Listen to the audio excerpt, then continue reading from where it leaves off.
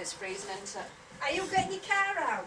I was going to. Oh no, but it's stuck. I just looked. I don't know if it's Hello. Oh, right. He's got brakes behind back. Going back to when Seacroft was just a muck road and it were all farm. We'll talk about that. No. I go back a long way. We do, yeah. Do you think this cabin's made a difference to these flats? And I think more people could join in, but I don't know if they can be bothered or not, because I think it's great. No, it's just, yeah, it is. I think it's There's great. only like a certain few. There's no need for that anyone comes to be visit. lonely, but No. it's No, but home they is won't there. come. You can't make them, can It's you? great for, like you say, for a community, think it.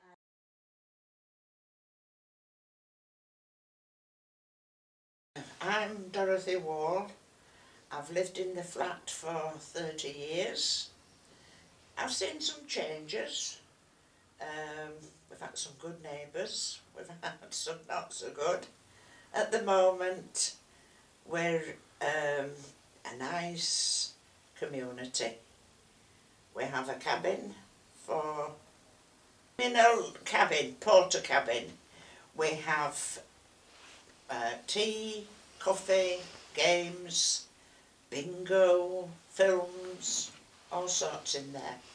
Could be better supported. There's still snow. I saw a kid trapped in there. There's the old waterworks or water tower at Moortown. A radio mast there. You can see straight ahead of you. Parkinson's Tower, University. We can't see Emily Moore, that wing. Public clocks are a great feature of Leeds in the old city. But here at Seacroft, it looks to me as though time is rather more computerised. And the people who use this shopping centre of Seacroft, which is a new town Leeds Corporation has built outside the city on a hill, the people who use this centre instead of using the crowded markets, they live, a lot of them, in tall blocks like that. It's all done with the best intentions. But if you lived in one of those flats, I wonder if you wouldn't rather look back with regret at the old days when you had a back-to-back house and there was the communal life and the corner shops and the cobbled streets. I wonder if you wouldn't feel a bit lonely. It's all done with the best intentions, yes. But speaking personally, I feel it's rather like compulsory shopping, compulsory pleasure, compulsory leisure, compulsory art.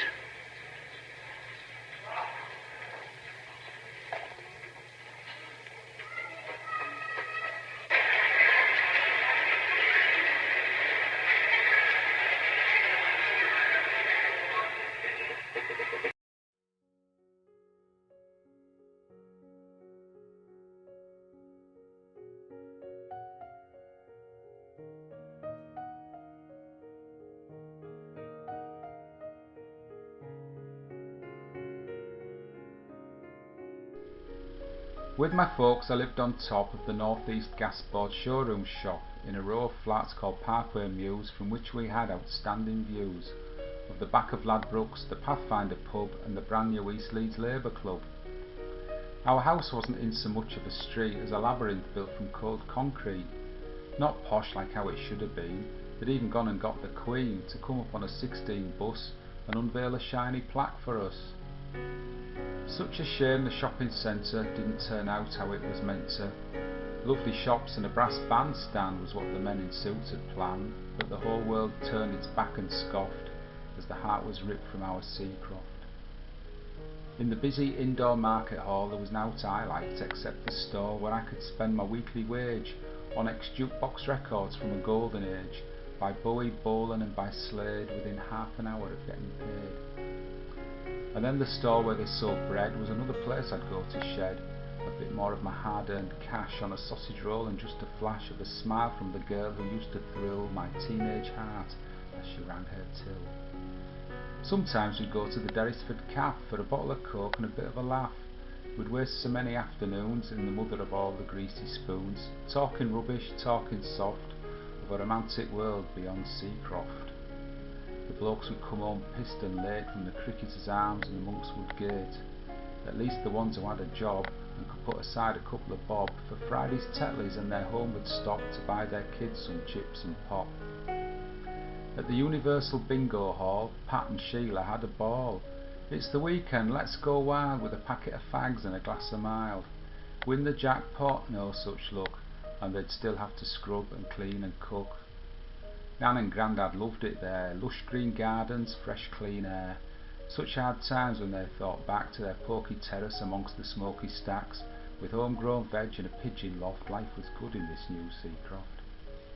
A huge big Tesco fills the space where a caretaker would shout and chase us off for doing bugger all, or sometimes kicking our football, or sometimes sitting on the steps to the shoppers' car park's murky depths.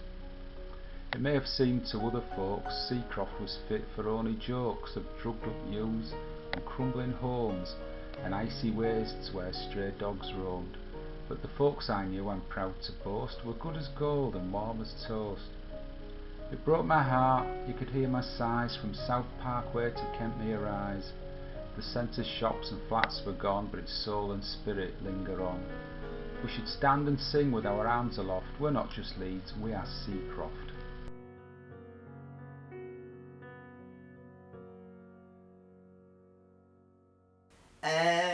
The Seacroft Centre. Wow, we could do a 10-hour film on that. Across the road, the old centre was council. Brilliant. Underground car park, attached by a walkway to Queensview Flats. Everything you could imagine. Food, shoes, wallpaper, clothes, toys. Brilliant. Chemist. When it first opened, not all the shops were taken, which, considering the number, wasn't surprising. But there was a grocery shop there, and for every, I think it was for every pound you spent, you got a free bucket. So me, with a family, 4 of us, got quite a few free buckets. A shop, that was the shop that moved from Seacroft Village, the old thrift. Oh, my friend Carol can tell you about the old thrift. That finished up, it started as a Save More, had a number of names, and there are a lot of people in the area that worked there. The underground car park was massive. Kids loved it, they played in there. I don't think it was used as well as it should have been, but people were afraid to leave the cars. When it was being built, oh, what a mess. We hadn't any shops in the area at the time. What we used to have were grocery vans. The co-op came round, they stood on a corner of a street every Friday. A butcher came round. My mother-in-law was fascinated. A fishman. And then the centre was built.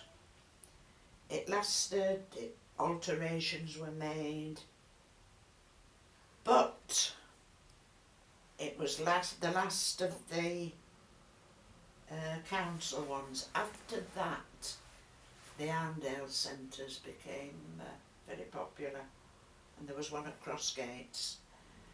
They were covered over, they had individual shops, they were brightly lit, and our poor old centre seemed rather sad and dejected.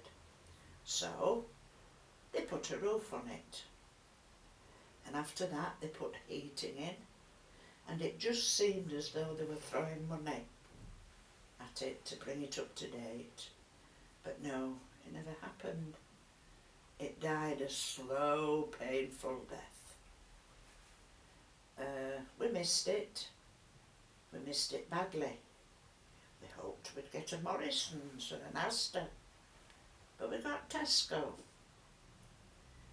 And I spent many a long hour taking photographs. I thought it'll either drive me mad or I will do something about it. So I photographed the workings. I got in contact with the project manager. He was a smashing chap, but I think it sent him bald. He said, "Oh, Davis Centre."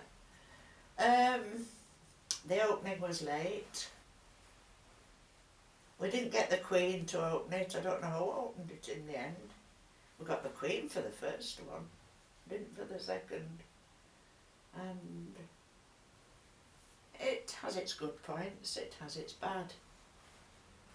It seems a bit impersonal. There was a good community spirit in the old Seacroft. Sit and chat on the benches. You'd see people that you knew. Go for a coffee. You can do that now, but that spirit has gone. There's a huge car park. The cars weren't in evidence at the old centre. There's this huge car park. One or two benches to sit on. One is under some nice stained glass. The stained glass is orange and blue, it's beautiful. But I'm afraid the seating area at the bottom is messy with crumbs, spilt drinks, bit rubbishy. It isn't a pleasant place to sit, whereas the other one was. So a bit of the community spirit's gone there. You're in the way, sort of. You feel in the way if you stand and talk. You're dodging people, you know. You get the feeling that if Tesco's don't want it, you won't have it.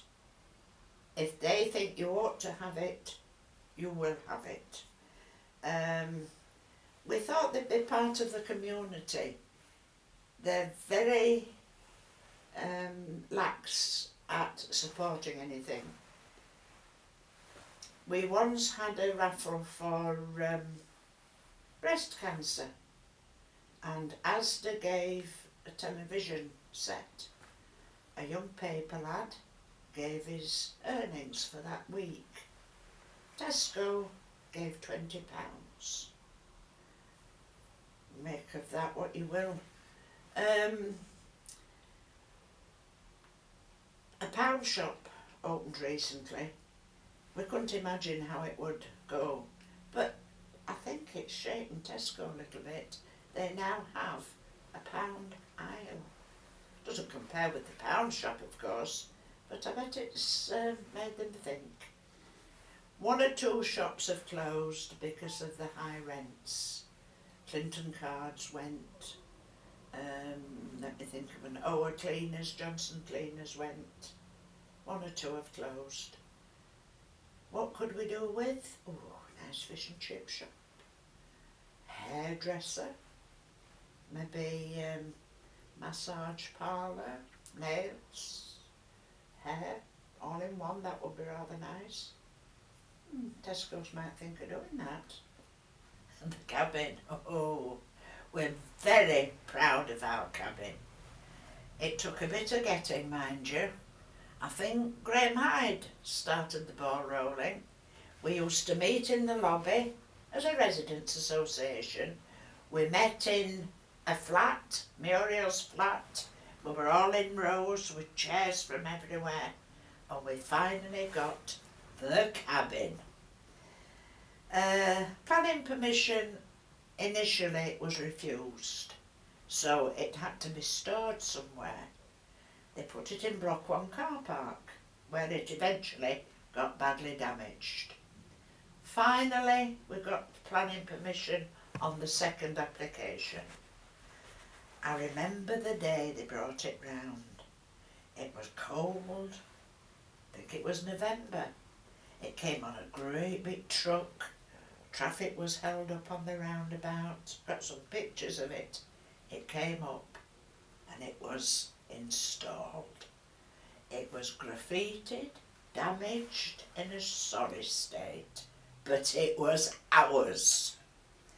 We painted it, we got the inside repaired, we got a grant from the lottery to buy initial stuff, tables, crockery, chairs, television, not television, no, television, fridge, a cooker, a hob, pans, you know, the things that you need. And it opened. Graham Hyde opened it, cut the ribbon. Brian Selby came up. Abbas Shah, he was with his North East Leeds, he came with a bit of a fuddle out in the garden. It was a lovely day, sun shone, and that was it, it was off. What do we do in the cabin? Well, a good question. Monday morning, bacon butties. Tuesday morning, toasted tea cake. A film in the evening, projector, dropped out the large screen, various films, DVDs, the old tapes. We like a laugh. Wednesday, bingo. Bingo, so very, very popular. It's always packed. Prizes are cash, not much, but everything we take is paid back out. We finish up with tea and biscuits and chat. Thursday, we used to have strawberries and cream tea in the summer, but then it was used for Block 1 on Thursday afternoon. Friday and Saturday morning, newspapers, choice of 4 to read, tea, coffee, tea cakes, crumpets, toast, marmalade or jam, and Sunday evening, prize bingo. That's another week gone. Bingo, I don't know, there's something about bingo that everybody loves and attends. That is well attended. We could do with more. We could do with more men. We could do with people to paint it, inside and out. We've got a garden established. John and his roses, which have been donated, bought, given in remembrance of somebody or just for no reason other than you like them. I love to grow runner beans. I tried once, but they were an abject failure. We do get the winds there. In fact, it's a mini climate all the way around the block. It can be quite normal down the road, but you come up here and push.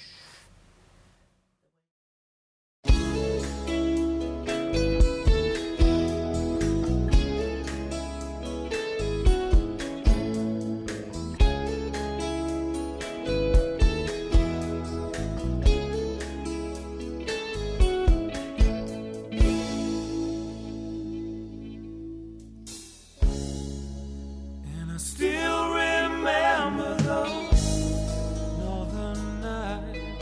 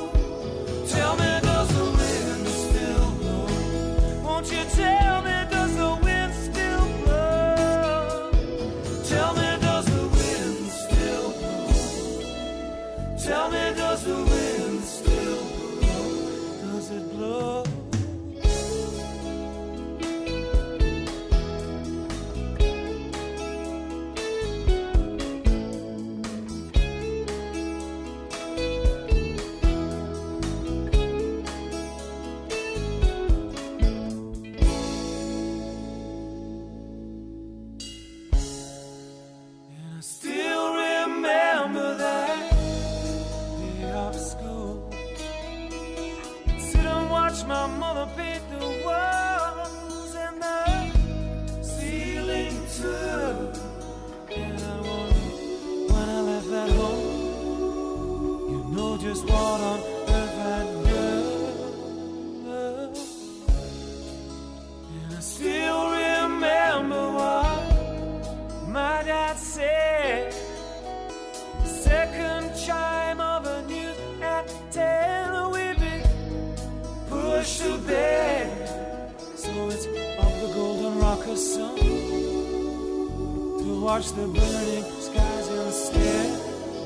Tell me, does the wind still blow? Tell me, does the wind still blow? Tell me, does the wind still blow? Won't you tell me, does the wind still blow? Tell me, does the wind still blow? Tell me, does the wind still blow? Does it blow?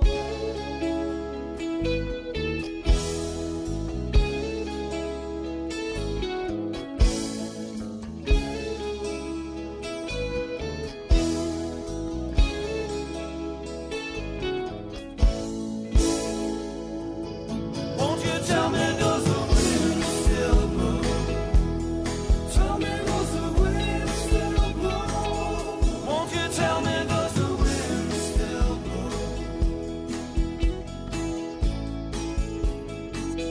Won't you tell me, does the wind still blow? Won't you tell me, does the wind still blow? I just broke up again. Does it blow?